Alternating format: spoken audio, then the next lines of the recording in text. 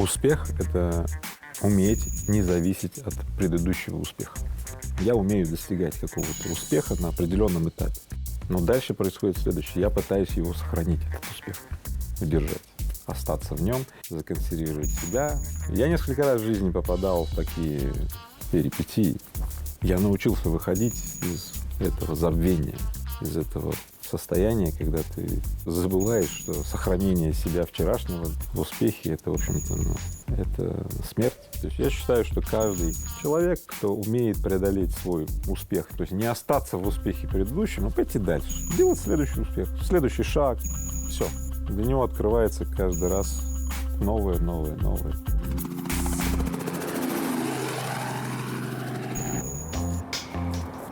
Он называет себя социальным капиталистом, а свою жизнь в бизнесе – настоящим приключением. А начиналось все здесь, в общежитии легендарного физтеха.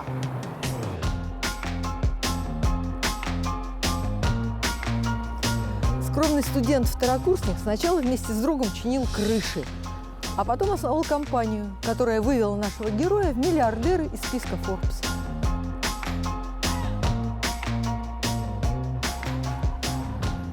Он тратит миллионы на поддержку молодых и талантливых, но с собственными детьми устанавливает рыночные отношения.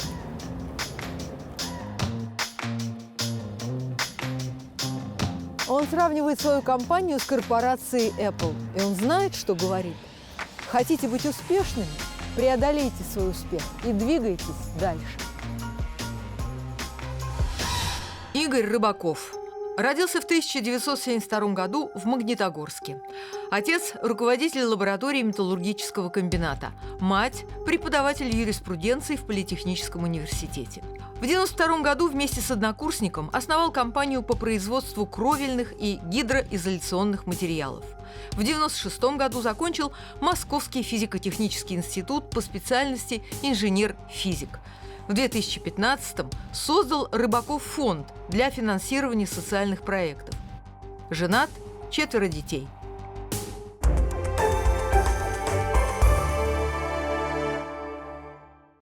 Как только сходит снег, миллиардер Игорь Рыбаков лезет на крышу своего московского дома. Бизнесмен, сколотивший на кровельных материалах целое состояние, сейчас будет испытывать качество собственной продукции. Приглашаются помощники. Ну пойдем, ты иди держи, а я буду с этой стороны. И где эти? Да. Где еще такое увидишь? Миллиардер из списка Forbes ремонтирует крышу собственного дома. А сколько времени уходит на крышу целую? Слушайте, ну такая кровля, если все подготовлено, где-то 1 неделя. Достаточно быстро, это очень технологичный материал. Очень дуракоустойчивый, как я называю. Вот, поэтому, если кровельщик экспертный, 1 неделя. И если все плохо, то может бесконечно быть. А работа хорошо оплачивается? Ну, в те годы хорошо оплачивалась? О, в те годы мы зарабатывали хорошо, как студенты. Ну, инженер зарабатывал 120 рублей, а мы зарабатывали за 3 месяца 3,5 тысячи. Это базовый инструмент кровельщика для наплавляемых кровель. Собственно говоря, на этом моя компания получила первые капиталы. Пропановая горелка, баллон.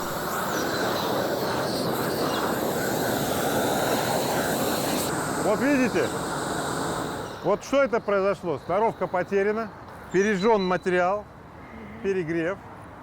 Посыпка немножко сошла, и теперь вот это место придется переделать. Вы будете переделывать? Коля. Конечно, у меня теперь не каждый год я выхожу на кровлю. Бизнес, который очень быстро стал приносить доходы, предприниматель стал строить еще в университете, на пару с другом. Интервью с Игорем Рыбаковым мы записывали в его альма-матер, Московском физико-техническом институте, что находится в городе Долгопрудный. Отсюда студенты 2-го курса Игорь и Сергей 27 лет назад отправились выполнять свой первый серьезный заказ. Ну, представьте себе хмурое серое утро, электричка. Вот здесь, вот где мы сейчас сидим, это физтех. Мы ехали с Сергеем, с моим партнером в электричке в Кимры. Отсюда прям с Новодачной садились Прям отсюда и ехали. Нас наняли кровельщиками переделать брак на швейной фабрике. Мы, 20-летние пацаны, приезжаем в эти Кимры, и нас метлой выгоняют с этой фабрики, потому что директриса, когда увидела нас, 20-летних пацанов, сказала: вы говорили, что приедут матерые кровельщики переделать брак, а приехали какие-то пацаны, значит. Я подошел, говорю: дайте нам возможность, мы все переделаем. И через 3 дня они увидели, как мы работаем. Мы действительно очень круто работали с Сергеем. Все, что мы умели четко соблюдать технологию. Ну, мы же физтехи. Когда мы доделали эту кровлю, нам удалось узнать, что эта фирма, которая переделает брак, она получит следующий заказ в случае, если будет хорошо переделана крыша. И тогда я сказал Сергею: Сергей, моему нынешнему партнеру по моей компании: Сергей, следующая крыша будет наша. Я говорю: я не знаю, чего я сейчас сделаю, но я пойду к директрисе. Молодой парень, 20 лет, там директриса средних лет, женщина такая. В общем, я зашел, сказал, цена в 2 раза ниже. Значит, просто были какие-то сумасшедшие цены на рынке. Я предложил цена ниже. Я говорю: вы видели, как мы работаем?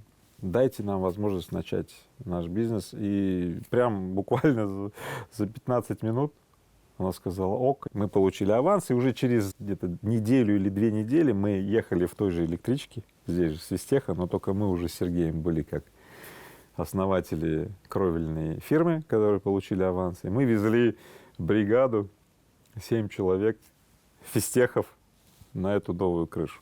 Собственно говоря, с этого первого заказа мы получили тот самый первый миллион. Еще несколько лет новоиспеченные миллионеры жили в студенческом общежитии. Все заработанное они вкладывали в развитие общего дела. Миллиардер и сегодня, спустя 30 лет, безошибочно находит свою бывшую комнату на 1-м этаже. И здесь, в этой комнате, мы мечтали и наслаждались, значит, моментом, что мы теперь кровельщики. И в этой же комнате мы переживали, что когда у нас маржа стала падать, доходы стали падать, потому что конкуренция на рынке кровельных компаний выросла сильно. И в этой же комнате мы ломали голову, что же делать. Закрывать бизнес, компании и так далее. Из этой комнаты мы придумали о том, что надо производить кровельный материал. Потому что был страшный дефицит кровельных материалов. Слушайте, комната такая, знаете, счастливая получается. Удачу вам принесла. В 103-й комнате нам постоянно приходили какие-то мысли особенные. В общем, мы жили здесь достаточно долго, и только с подачи нашего первого директора, он говорит: вроде вам уже положено, не знаю, квартиру купить и так далее. Вам просто разрешили здесь жить после окончания? Нам разрешили. Института. В школе Игорь Рыбаков мечтал стать подводником. Потом, как и многие ребята, космонавтом. А в 8 классе определился окончательно, выбрав вполне земную специальность. Как вас вообще в свое время занесло на физтех? Вы что, хотели стать лауреатом Нобелевской премии, сделать какое-то открытие физики? Вас просто снедало желание прославиться? Физику очень любили в школе. Я был хулиганом, я был победителем олимпиад, я много чего экспериментировал. И в один прекрасный момент меня стал разбирать некий страх о том, что я так много пробую, но я так до сих пор и не понимаю, чего я буду делать в жизни. И в один прекрасный день появились они. Они выглядели по-другому, они говорили по-другому, они думали по-другому, они описывали все по-другому. И я понял, что есть другой мир. Это были 2 выпускника моей школы, где я учился, школа 56, город Магнитогорск. Братья Полиновы, студенты физтеха. Они появились у меня в доме, их привела мама, моя мама, для того, чтобы показать, какие бывают люди еще где-то. И я понял, что есть какой-то мир, куда мне срочно надо. Так я решил, что я обязательно поступлю на физтех, и я был в эйфории. Но на следующий день моя эйфория испарилась, потому что я получил задание в Московской физико-технической школе, заочной физико-технической школе, и я понял, что я могу решить 1 задачу из 10. Даже половинку задачи. Здесь мама моя сказала: слушай, Игорь, я помогу тебе найти самого лучшего наставника. И она нашла мне физика-наставника. Через 3 недели я влюбился в физику. Влюбился. Спустя почти 30 лет Рыбаков снова ходит по МФТИ. Его старшая дочь учится тут на втором курсе факультета биологической и медицинской химии. Полина собиралась в другой университет. И в один день Полина спросила меня, помнишь? Ты говоришь, пап, что самое главное в университете? Вот. Я говорю, для меня было самое главное, это атмосфера, окружение, вызова, челленджа, ну и какая-то вот, ну такая, где я чувствую, что мне хочется вот дальше развиваться. И потом как-то Полина пришла, говорит, слушай, я думала вот в этот университет поступать, но ту атмосферу, которую ты описал, я видел вот только в одном месте, когда была... Осенняя школа для старших классов. Да, ну то есть, я сказал, Полин, ищи то место, где тебя в водоворот, в вихри, ну, увлекает вот эта вот энергия других людей, вызова, челленджа. Журнал Forbes составил свой рейтинг лучших российских вузов. Места распределяли, оценивая качество образования и возможность выпускников попасть в список Forbes. На первом месте Российская экономическая школа, на втором – Российская академия народного хозяйства и госслужбы при президенте. МФТИ замыкает тройку лидеров. Этот институт закончили акционер горнодобывающей компании Александр Абрамов, акционер крупнейшего в мире производителя титана Михаил Шелков, глава лидирующего в России фармдистрибьютора Вадим Якунин.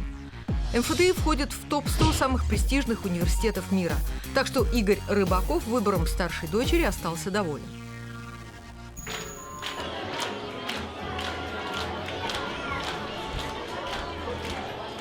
Младшая дочь Рыбакова Алена натура творческая. Учится в школе, где и музыку преподают, и актерское мастерство, и изобразительное искусство. Активное участие родителей во всем процессе приветствуется.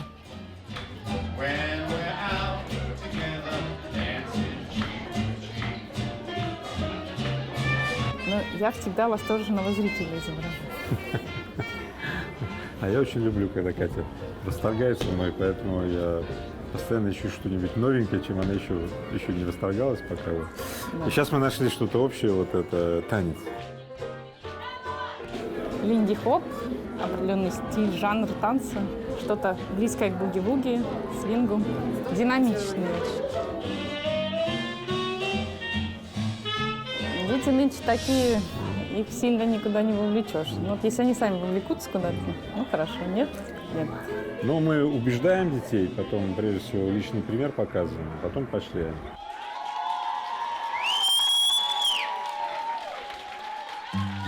Сыновья Рыбакова учатся в обычной общеобразовательной школе. Старший Лёва посещает класс с математическим уклоном. Бизнесмен делает все, чтобы дети побыстрее стали самостоятельными. Общаясь с журналистами, часто сравнивает себя с Биллом Гейтсом и Уорреном Баффетом. В 2018-м состояние Гейтса оценили в $90 миллиардов, Баффета – почти 87 миллиардов. В финансовых показателях российскому миллиардеру с американскими пока не потягаться. У Рыбакова всего $1 миллиард 300 миллионов. Бизнесмен решил брать пример с Гейтса и Баффета в другом. Рыбаков не собирается своим детям оставлять наследство. Как он сам говорит, оставит наследие. Все нажитое отдаст на изменение общества. Ваша дочь Полина снимает квартиру здесь, в Долгопрудном. Да. Она не имеет права на общежитие, потому что у нее московская прописка. А на просьбу к вам купить ей машину, чтобы она ездила на учебу в физтех из Москвы, вы ответили отказом. Почему? Что значит, дети хотят, и мы что, обязаны удовлетворить их хотелки? Нет. Мы решили сказать, что мы, как родители, передадим их нашу, ну, во-первых, фамилию. Это очень мощный капитал, репутация. Второе, ну, там, генетику, какая вот есть. Дальше готовность принимать решения в непредсказуемых обстоятельствах, тренированная готовность, то есть не впадать в панику и так далее. И навык включать волю, задействовать свое мышление. Это основной набор, чего мы передаем нашим детям. Помимо этого мы даем нашим детям full coverage, полное покрытие медицинской страховки, займ беспроцентный на обучение, на образование, где они выберут. И потенциально, если они придут, один раз мы можем дать сид финансирования для стартапа. Я посмотрю, может быть, я выпишу грант на стартап. Но это при условии, если это будет обосновано. Займ – это то, что придется возвращать. Да. Они могут еще взять займ второй, но если вернут первый. Вот. Все. Поэтому Полина Рыбакова, она взяла займ на образование. На этот займ она кушает, снимает квартиру. И известно следующее. Ей придется его возвращать. Этот целевой займ, он не предусматривает того, что человек может его получить и расходовать нецелевым образом. Нет. За этим, в общем-то, следят специально обученные люди. Поэтому, в общем-то, вот в этих условиях дети, они получают эти условия, они их получают, когда им 15 лет, то есть они знают об этих условиях. Когда Полина приезжает к нам домой, мы не говорим о деньгах, о хозяйстве. Мы как взрослые люди, мы говорим о каких-то вещах. И мы видим, о чем говорят другие люди со своими детьми, когда хозяйство не разделено. Там дети как будто маленькие собачки на поводке. Или кошечки и так далее. Вот. И я знаю, я видел много раз, какую травму производит это на детей. Во-первых, она их оставляет в детском возрасте в такой, она воспитывает в них вынужденную беспомощность. Ты собачка на поводке, проси меня денежку, я тебе дам. Ваши дети учатся в российской школе, в российском институте. Вы, очевидно, не стали их отправлять за рубеж, потому что вас устраивает качество российского образования. Это так? Да, мы проверили качество швейцарского образования, французского, английского. Мы все проверили. По материалам информационных все, но лично съездили в несколько стран, Швейцарию, Германию. Знаете, мы обнаружили следующее, что для primary and secondary school, это вот обычная средняя школа, в России есть очень достойные школы на уровне. Совершенно нет никакого основания отсылать детей в ссылку, потому что до 17-18 лет дети или уже подрастающие дети все же должны находиться рядом с родителями. То есть я понимаю, после 17-18 лет наступает уже период, когда, может быть, надо переворачивать лист и уже отделять детей, чтобы они становились взрослыми. С вашей точки зрения, нуждается ли наша образовательная система и школьная, и высшей школы в каком-то усовершенствовании, может быть, вообще в изменениях каких-то серьезных? У нас очень здоровая и хорошая ситуация. Я скажу это в противовес общепринятой, такой общей риторике, которая постоянно все говорит, все плохо, все плохо, все плохо. Слушайте, у нас очень у нас средний уровень существенно выше, чем есть средний уровень во многих странах.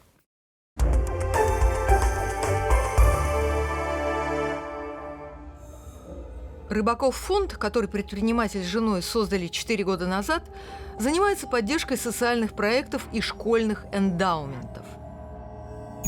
Эндаумент – это целевой капитал, формируется по принципу депозита в банке. Инвестор выделяет средства для конкретной некоммерческой организации, которая самим капиталом пользоваться не может. Она передает деньги управляющей компании и тратит лишь дивиденды. Эндаументы создают для развития науки и образования. Самый известный эндаумент – Нобелевский фонд. Он управляет капиталом, оставленным Альфредом Нобелем, и получает доход, вкладывая растущие средства в акции и недвижимость. Именно это и позволяет выплачивать ежегодно Нобелевские премии. В России всего около 200 эндаументов. Их общий капитал около 25 миллиардов рублей. Самые большие – фонд Сколтеха, Европейского университета в Санкт-Петербурге и МГИМО. Стратегия рыбаков фонда через 5-10 лет увеличить количество школьных эндаументов минимум в 15 раз.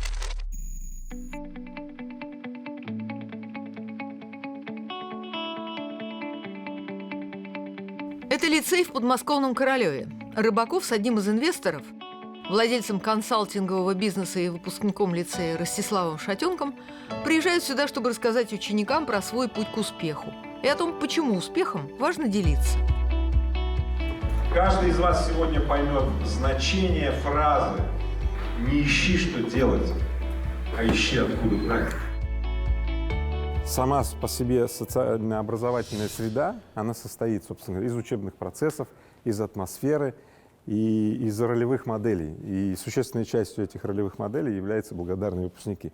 Поэтому каждый родитель, кто видел это, ощущал где-то, он становится спокойнее. Каждый педагог, который в такой школе работает, он получает удовольствие от своей работы, потому что он видит продукт, к чему приводит его усилия. Еще раз нужно поблагодарить ваших ребят, которые такие активности делают. В тот момент, когда мы начали эту программу, я вдруг осознал, что мне следует проверить, а в той школе, где учится мой сын, там вообще есть успешные и благодарные выпускники? И как вы думаете, что произошло? Я проверил, там их не было. Я немедленно перевел своего сына в другую школу. Вы и ваш фонд – популяризаторы идеи создания так называемых эндаументов в школах и вузах. А вот скажите, пожалуйста, эта система, она у нас вообще приживется? Не проще ли, вот, например, вам купить, например, для вашей любимой школы компьютеры? Ведь иначе-то надо ведь проверять, как эти средства, которые вы целевым способом направили, ну, нужно проверять, нужен какой-то контроль. Очень многие покупали компьютеры для своей школы. И, в принципе, известно, чем это заканчивалось. Чем? Ничем. Компьютеры устаревали, и их списывали, и все. А целевой капитал, значит, меняет? Вот. Как это работает? Что если в школе, где я учусь, существуют выпускники, которые возвращаются в школу, дают свою энергию, прежде всего, время, разговоры, наставничество, нанимают ребятишек после школы, ну, стажерами в своей компании, да? Ну, а по ходу еще и делают некие финансовые, ну, там, вложения там, в ремонтик там, и так далее, и в том числе в целевой капитал. Благодарный выпускник приходит, говорит: ребята, я здесь за этой партой сидел. А Марья Ивановна мне говорила, что Иванов ничего не получится. И этот другой парень, который смотрит на выпускника, он говорит: так это ж я. Она мне тоже говорит это. Значит, я вырасту, значит, у меня есть, значит, я не безнадежный. То есть это как прививка. Скажите, вот сколько средств вы тратите на социальное предпринимательство, на поддержку проектов? Эта информация вообще открытая? Вы Да, можете ее огласить? Да. Мы где-то сейчас за 3 года по Рыбаков фонду потратили, инвестировали, мы это называем, не потратили, инвестировали в социальное преобразующее воздействие для российского общества. Миллиард с небольшим, миллиард где-то 50 миллионов. Соответственно, семья Рыбаковых открыла новый транш на миллиард на следующие несколько лет. Помимо этого мы подписали, или как это, внесли обещание, значит, вкладывать теперь каждый год по 500 миллионов рублей в следующие 10 лет в эндаумент фонд. Проценты от эндаумент фонда Рыбаков фонда будут идти вечно, условно бесконечно, вечно на программы Рыбаков фонда. Бабки, бабки, бабки, бабки, бабки, бабки, бабки, бабки. Это видео появилось на YouTube-канале Игоря Рыбакова в феврале. Наш миллиардер заговорил про деньги рэпом. Пользователи интернета экстравагантность оценили. Первый благотворительный клип, так Рыбаков назвал свой видеоролик, собрал больше 1,5 миллиона просмотров. Вы в этом году сняли клип «Бабки». И сами в нем снялись. И сказали, что все это для сбора средств на благотворительные цели. У меня в этой связи вопрос, вот как так может получиться, что клип, размещенный на Ютьюбе, любительский абсолютно клип, с призывом к сбору денег, таки собрал 4 миллиона рублей. Вот как? Ну, скажем так, все, кто слышал эту идею, сказали мне, что это не будет работать. Я говорю: слушайте, давайте так, мы, и я конкретно делаю невозможное, остальное делают другие. Поэтому если вы говорите, что это не работает, я попробую, и Либо докажу, что это работает, ну, либо убежусь, что это не работает. Вот. Ну, таким образом мы реализуем этот клип, мы привлекаем бизнесменов, предпринимателей, которые хотят сняться в клипе, получить достаточно мощную огласку о своем существовании, пиар получить какой-то определенный, провести со мной время. 3-4 часа в моем окружении дорогого стоит, но люди это ценят. И вот мы встречаемся, снимаем клип, ставим сценарий. Это интересно, потому что у меня был первый опыт такой, у ребят тоже. Они платят достаточно большие чеки, вот эти билеты, ну, собственно, вот эти сборы, которые вы оглашаете, это и есть то, что заплатили эти бизнесмены за право участия в этом клипе. Общение с суперуспешным бизнесменом. Да такой опыт деньгами не измеришь. Сейчас Рыбаков принимает заявки на съемки уже во втором благотворительном клипе. Бонус к выручке уже не материальный. Внимание к филантропическим идеям миллиардера. Впрочем, предприниматели могут встретиться с бизнесменом и в закрытых клубах. Правда, попадают сюда только руководители компаний с оборотом больше 50 миллионов рублей в год. Еще одно условие – бизнес должен расти минимум на 20% ежегодно. Такие клубы есть в Москве, Санкт-Петербурге, Краснодаре, Самаре, Екатеринбурге. Скоро откроется еще один в Алма-Ате. На эти встречи Рыбаков ездит регулярно. Ему нужны единомышленники. Дело в том, что клуб «Эквиум» — это клуб предпринимателей, которые пришли для того, чтобы отдавать в клуб. Поэтому, по сути, предприниматели, они очень одинокие люди.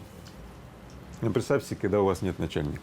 Надо выбрать, поэтому мозг постоянно напряжен, ты постоянно находишься в гипернагрузке. Соответственно, в клубе «Эквиум» эти одинокие существа находят себе, ну, скажем так, поддержку в виде других одиноких существ. Один парень мне рассказывает, такой: знаешь, Игорь, знаешь, что произошло, когда я стал организовывать своими руками конференцию айтишников международную? И я, говорит, увидел, что люди, которые приехали, они на голову выше, чем те, которые работают у меня в фирме. Я их моментально на этой конференции пригласил в свою фирму работать, заменил существовавших у него на тот момент руководителей направления на тех, которые были на конференции. Через 3 месяца рост компании ускорился в 3 раза.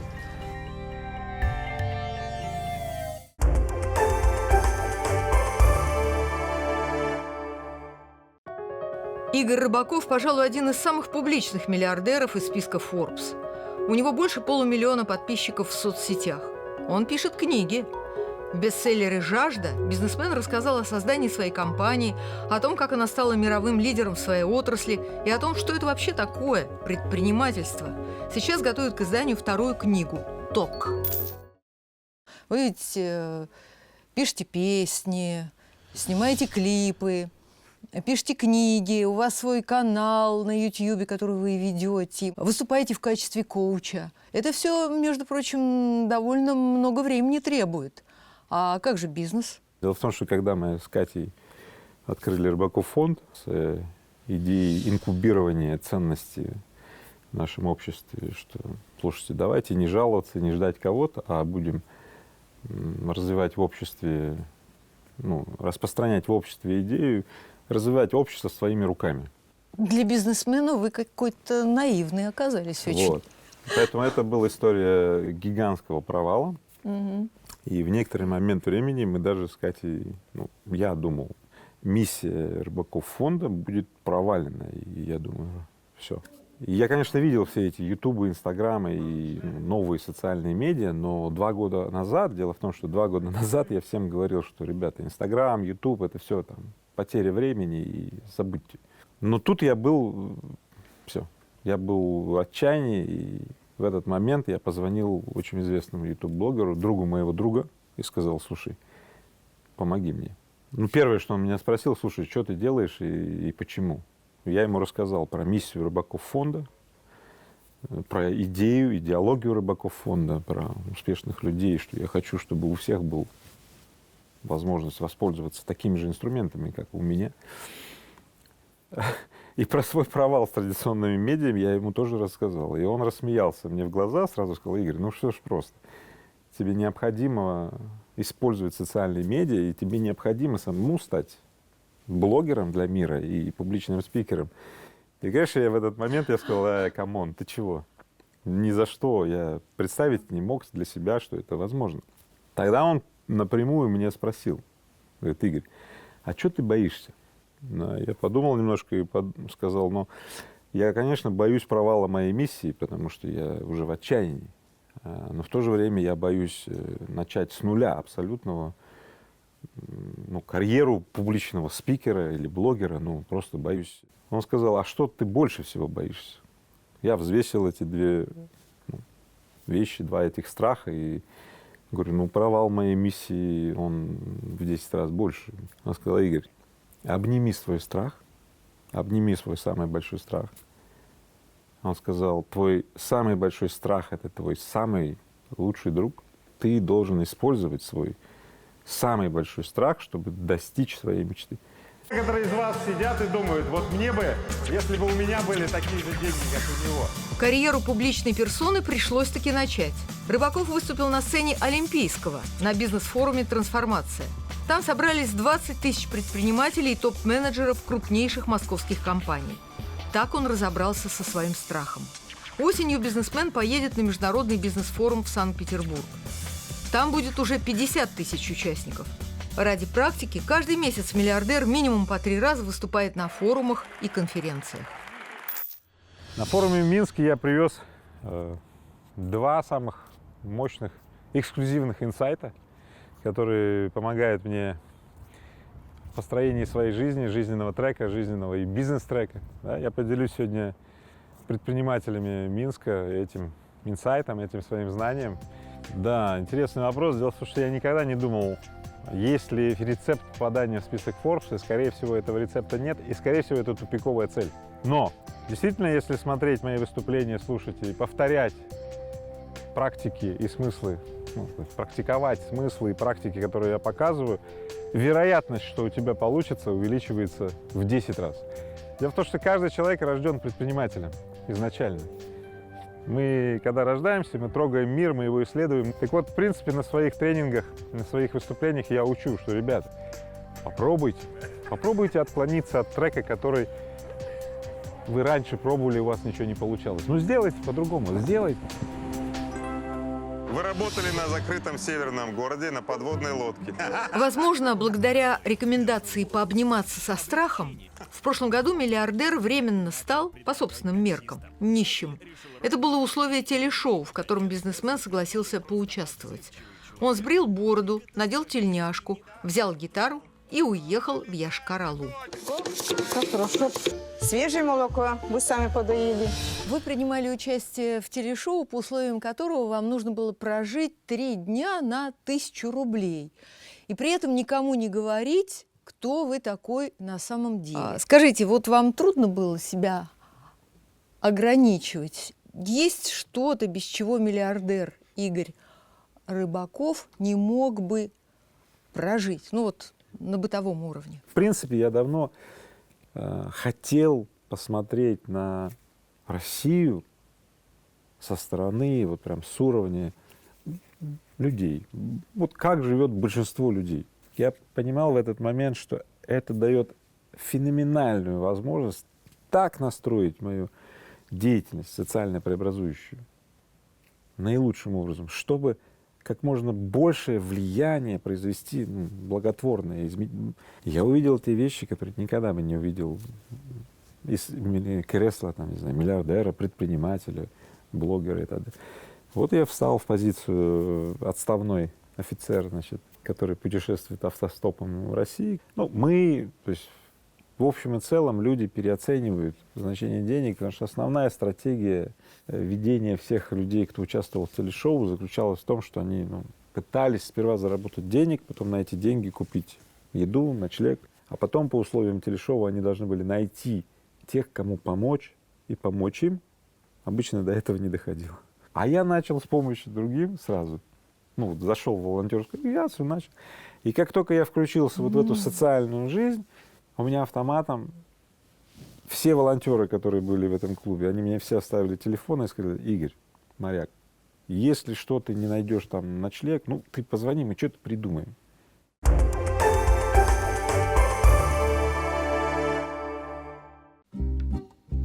В своей книге, которую Рыбаков назвал «Взглядом со стороны на годы, сделавшие его тем, кто он есть», бизнесмен написал: «Нам всего лишь хочется быть счастливыми. Но все же мне кажется гораздо приятнее, если счастье можно с кем-то разделить, а еще лучше умножить». В этом бизнесмену помогает жена. Они вместе 25 лет. В 2016 году ваш фонд запустил программу про женщин, для поддержки дам, которые бы хотели заниматься предпринимательской, общественной деятельностью, у которых есть лидерские качества. Скажите, это вот ваша идея или идея вашей супруги Екатерины?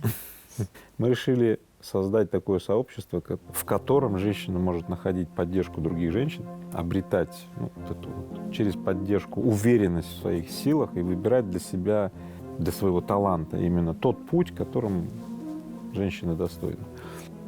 И у нас получилось. Фактически сообщество про женщин растет очень интенсивно. В городах открываются филиалы. Женщины становятся в этом обществе либо лидерами, либо участниками групп. То есть феноменальный рост сообщества. Значит, как они говорят? Они очень любят говорить: каждая из нас может многое, а вместе мы можем все. Дело в том, что у меня был сложный период жизни, связанный с тем, что когда самореализация у меня случилась, а предназначение еще я не нашел, это было такое безвременье. То есть то закончилось, новое не началось. Да? В этот момент именно Катя, моя супруга, она выдержала на себе это все. И поэтому я вообще считаю, что женщины и детей рожают, и основную нагрузку по воспитанию несут, да, и бракованных мужчин тоже женщины исправляют, и даже проводят через шторма между Сицилией, Харбидой, тоже женщины. Ваш Рыбаков фонд финансирует идеи, которые представляются и вам, и вашему фонду интересными. У вас еще есть Международный венчурный фонд, который финансирует стартапы. Оправдались ли ваши ожидания в отношении каких-либо проектов и в отношении каких-либо людей, которым вы помогаете, или об этом еще рано говорить?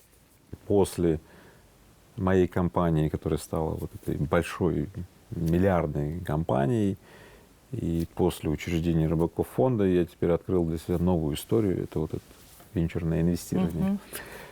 Дело в том, что мы начинали с Сергеем, когда нашу компанию, у нас было в нашем бизнес-саду одно дерево, кровельные материалы. И это дерево очень хорошо росло, но однажды пришла зима. То ли зима, то ли дерево заболело, оно все меньше и меньше плодоносило. Просто на рынке случилась огромная конкуренция в этом секторе, и маржа сжималась, и мы понимали, что наш сад умирает. Хорошо, надо в сад, в этот бизнес-сад посадить еще какие-то саженцы. И мы побежали и наткнулись на саженцы дистрибуционной компании по шоколаду. И мы его засунули в наш бизнес-сад. Этот саженец никак не рос. В общем, все наши усилия были тщетны, а основной сад продолжал загибаться, умирать. Мы нашли потом правильные саженцы, которые, посадив, мы освежили наш сад. Теперь в этом саду моей компании там много деревьев, которые плодоносят. Я извлек уроки, что не делают успешные люди. Успешные люди никогда не засовывают или не сажают в свой бизнес-сад или в жизнь неправильные саженцы, плохие саженцы. И второе, что даже если повезло и выросло дерево и способствовал успех, то успешные люди не садятся и не наслаждаются своими этими деревьями, этими плодами. Нет, они продолжают подсаживать новые деревья, чтобы устойчивость сада была. Они фактически, отбирая правильные саженцы и создавая дочерние компании с предпринимателями локальными в каждой стране, я способствую тому, что эти локальные предприниматели очень быстро растут. В свободное время бизнесмен становится то гребцом, то яхтсменом. В В 2010-м его команда выиграла чемпионат мира по парусному спорту. А еще он увлекается кайтсерфингом, виндсерфингом и учится управлять вертолетом.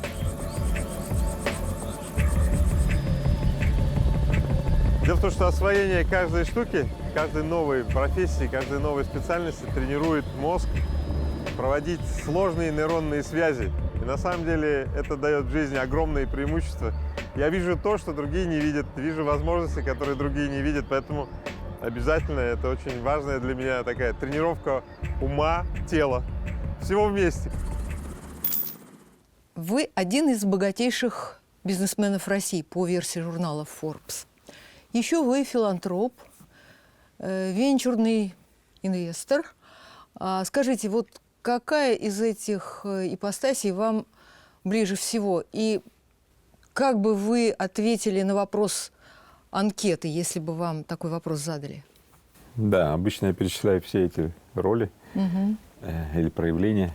Да, но если бы мне сказали, напиши одно что-то, я бы написал предприниматель. Или социальный предприниматель. Так, поясните, пожалуйста.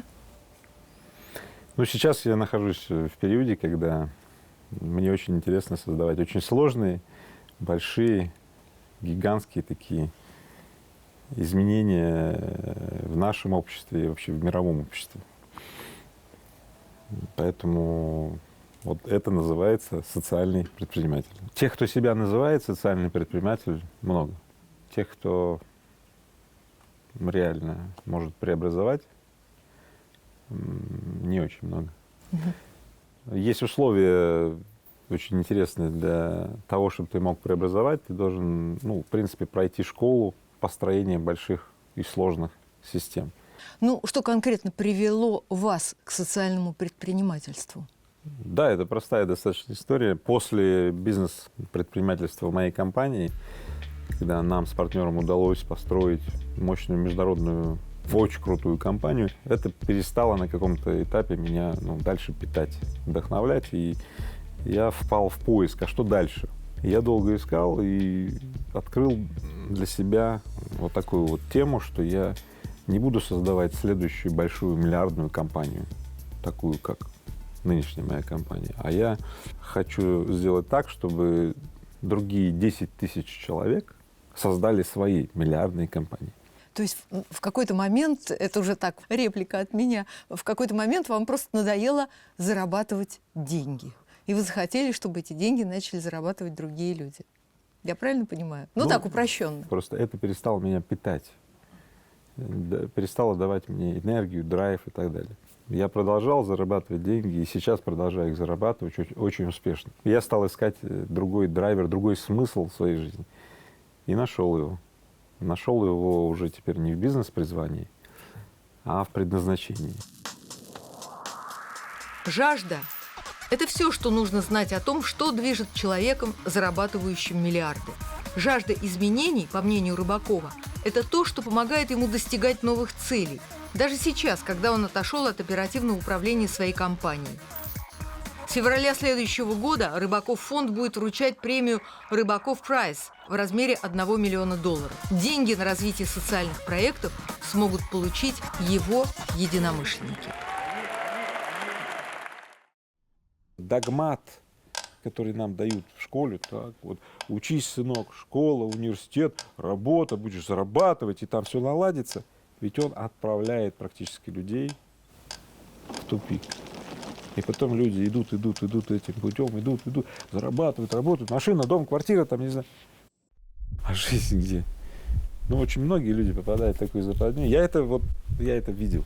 Я это прошел еще раз, я это увидел не в кино. Я это прожил сам.